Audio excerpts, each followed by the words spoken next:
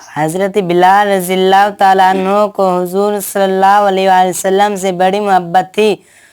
حضور صلی اللہ علیہ وآلہ وسلم کا جب وصال ہو گیا تو آپ مدینہ کی گلیوں میں یہ کہتے پھرتے کہ لوگوں، تم نے کہیں رسول اللہ صلی اللہ علیہ وآلہ وسلم کو دیکھا ہے تو مجھے بھی دکھا دو یا مجھے آپ کا پتہ بتا دو۔ پھر آپ اسی غم ہجر میں مدینہ کو چھوڑ کر ملک شام کے شہر حلب میں چلے گئے۔ 1 سال کے بعد آپ نے حضور صلی اللہ علیہ وآلہ وسلم کو خواب میں دیکھا۔ حضور صلی اللہ علیہ وآلہ وسلم نے آپ سے فرمایا کہ اے بلال، تو نے ہم سے ملنا کیوں چھوڑ دیا؟ کیا تمہارا دل ہم سے ملنے کو نہیں چاہتا؟ حضرت بلال یہ خواب دیکھ کر لبیک یا سیدی، اے آقا غلام حاضر ہے کہتے ہوئے اٹھے اور اسی وقت رات ہی کو اونٹنی پر سوار ہو کر مدینہ کو چل پڑے۔ رات دن برابر چل کر مدینہ منورہ میں داخل ہوئے۔ حضرت بلال پہلے سیدھے مسجد نبوی میں پہنچے اور حضور صلی اللہ علیہ وآلہ وسلم کو ڈھونڈا مگر حضور صلی اللہ علیہ وسلم کو نہ دیکھا۔ پھر حجرے میں تلاش کیا، جب وہاں بھی نہ ملے تب مزار انور پر حاضر ہوئے، رو کر عرض کیا، یا رسول اللہ صلی اللہ علیہ وآلہ وسلم، حلب سے غلام کو یہ فرما کر بلا لیا ہم سے مل جاؤ۔ اور جب بلال زیارت کے لیے حاضر ہوا تب حضور پردہ میں چھپ گئے۔ یہ کہہ کر آپ بے ہوش ہو کر قبر انور کے پاس گر گئے اور بہت دیر میں جب آپ کو ہوش آیا تو لوگ قبر انور سے اٹھا کر باہر لائے۔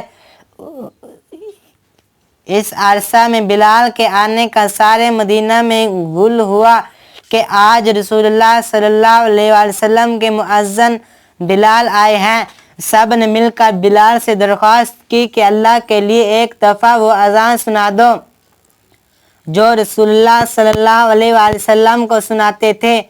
بلال فرمانے لگے، دوستو یہ بات میری طاقت سے باہر ہے، کیونکہ میں جب حضور صلی اللہ علیہ وسلم کی اس دنیاوی زندگی میں اذان کہا کرتا تھا تو جس وقت اشہد ان محمد رسول اللہ کہتا تھا تو رسول اللہ صلی اللہ علیہ وآلہ وسلم کو سامنے آنکھوں سے دیکھ لیتا تھا۔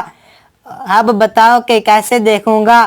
مجھے اس خدمت سے معاف رکھو۔ ہر چند لوگوں نے اصرار کیا مگر حضرت بلال نے انکار ہی کیا۔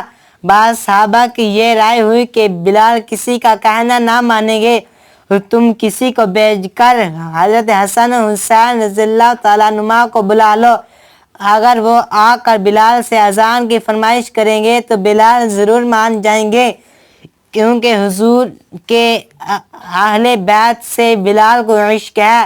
یہ سن کر ایک صاحب جا کر حضرت حسن حسین کو بلا لائے۔ حضرت حسین رضی اللہ تعالیٰ عنہ نے آ کر بلال کا ہاتھ پکڑ کر فرمایا، اے بلال، آج ہمیں بھی وہی اذان سنا دو جو ہمارے نانا جان کو سنایا کرتے تھے۔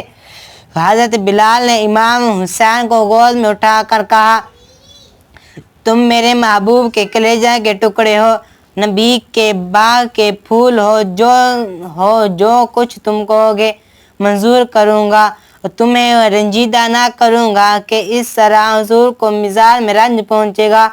اور فرمایا، حسین مجھے لے چلو، جہاں کہو گے اذان کہہ دوں گا۔ حضرت حسین نے حضرت بلال کا ہاتھ پکڑ کر آپ کو مسجد کی چھت پر کھڑا کر دیا۔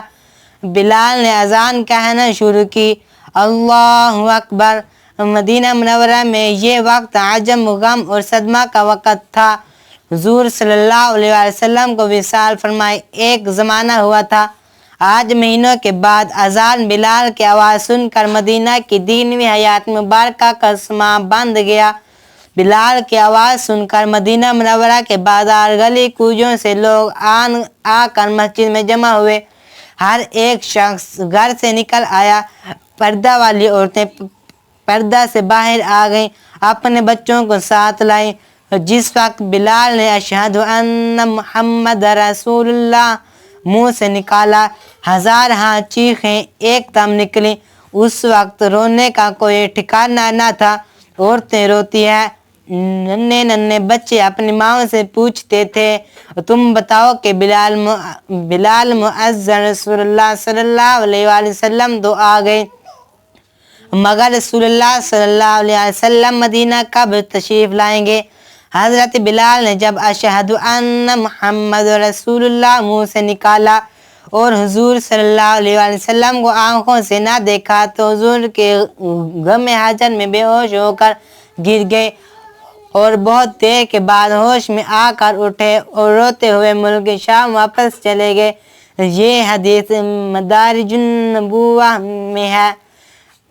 اس واقعہ سے ہمیں یہ سبق ملتا ہے کہ حضور صلی اللہ علیہ وسلم وصال شریف کے بعد زندہ ہے اور اپنے چاہنے والوں کو شرف زیارت سے مشرف فرماتے ہیں، اور صحابہ کرام رضی اللہ تعالیٰ عنہم کے ہر چھوٹے بڑے مرد و عورت کو حضور صلی اللہ علیہ وسلم سے بے حد محبت تھی، اور حضور صلی اللہ علیہ وسلم کا ذکر خیر سننے کے لیے سب بے چین رہتے تھے، اور صحابہ کے دل میں اہل بیت کی بڑی محبت تھی۔